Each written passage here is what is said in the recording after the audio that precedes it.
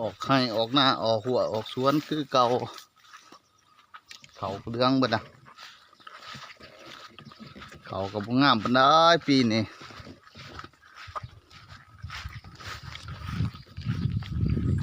ให้ตรงหน้าน้ำแกงกระจอมาแล้วน้ำสิมาถ่วมย่ำเดือน11 12พี่น้องเอ้ยปีนี้มันพี่ดึกแถะตายตีเขากระเดืองบ่ดะเดืองแล้วเครื่องทงล่ะ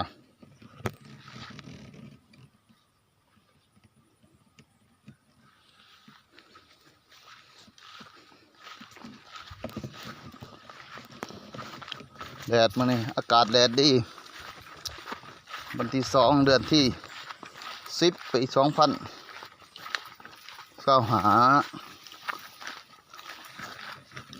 ออกมาให้มันน่ะมาเบิ่งชวนก่อน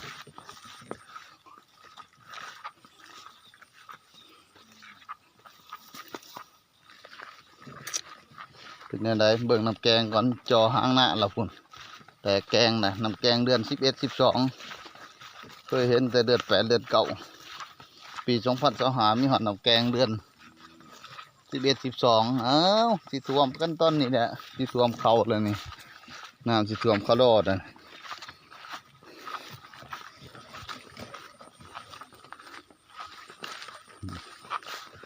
กำลังใส่โอ้บะขามป้อมต้นนี่เป็นลายเลยนี่เถิงพุ่นพี่น้องบะขามป้อมไงบ่ได้เด้หญ้าขนาดกับ6 ขนาดพอกหมดแล้วนี่ม่วนแห้งไว้ขนาดนั้นนี่คันเพียงน้อยหนึ่งก็ได้น่ะแห้งก็ได้น่ะดินดาสิได้อัดถังนะอัดถังบกบ่ได้ตีขาเดียวเด้อัดถังหน้าก่อนอัดก่อนสิได้อัดถังหน้าไว้ก่อนมานี่น้าเท่านกเจ้าปลาบักห้อยเชื่อดิจะเอาเมื่อไหวไหมพี่น้องเบิ้งน้ำกันเนี่ยจะเบิ้งตั้งแต่บักหอยตายฝุ่นมันกัดออกจากร่างแงงบักหลายๆเลยเสือแก่เอาร่างแงงมาเลยบักหอยคือกันเบิ้งเอาฝุ่นเต็มเลยมีแต่บักหอยฝุ่นแก้วดื้อขึ้นมาแต่ฝุ่นตั้งแก่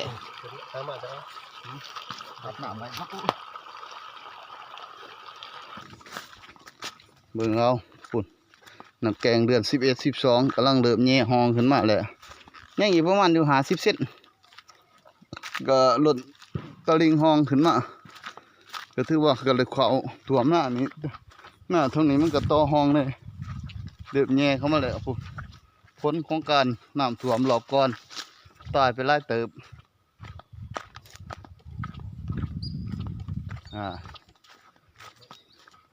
เดี๋ยวพี่น้องเอ้ยแตกแกงมาได้แค่นี้โอ้เอาล้านมาใส่ก็โอเคเด้สิมาเบิ่งมายามจิบตัวนี้เบิ่งโอ้สิได้หรือสิมานจิบ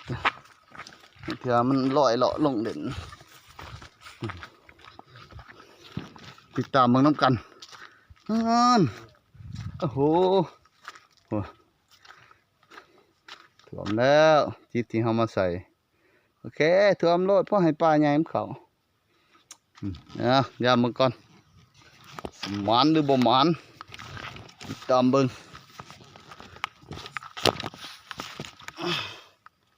ชุบ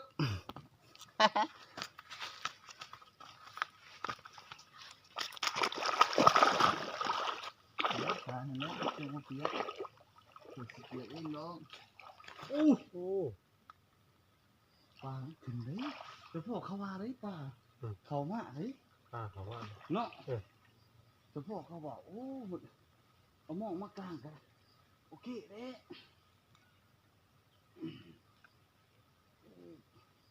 แม่เอาหม้อมากลางกันโอเค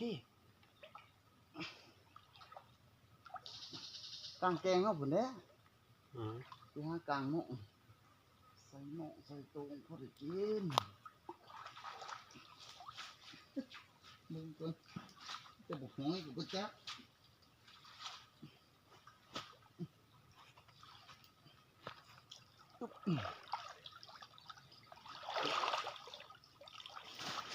อันนี้คือน้ำของที่ตื่นว่ะด่างตัวที่เขาหลักไปเขาเอาผาแยงมาแทะนี่หมดอ่ะเอ้ยมันตึกเต็มบักหอย โอ้ เพื่อนดีบักหอยตัวนั้นให้เต็มสุดผาแยงเลยพอได้ทันเงี้ยออกกระปูนได้จะได้เก็บกระปูเมื่อปะ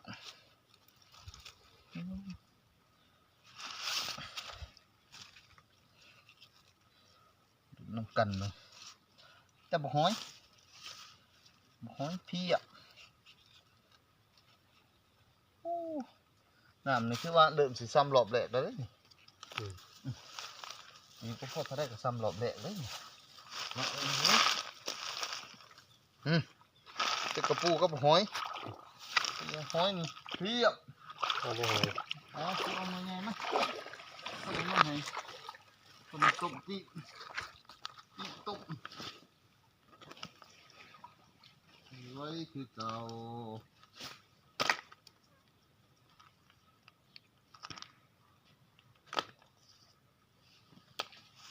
เรื่องไงห้องเข้าไป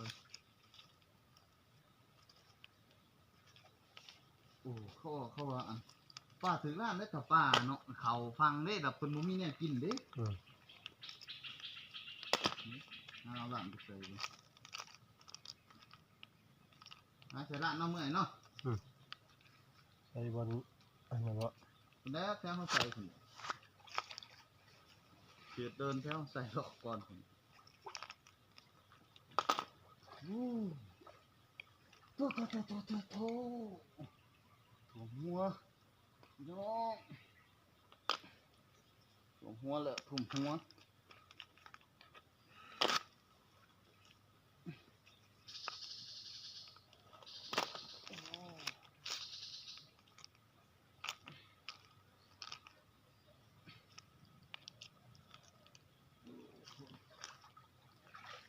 อีฟูงหลงนะฟูงเป็นยัง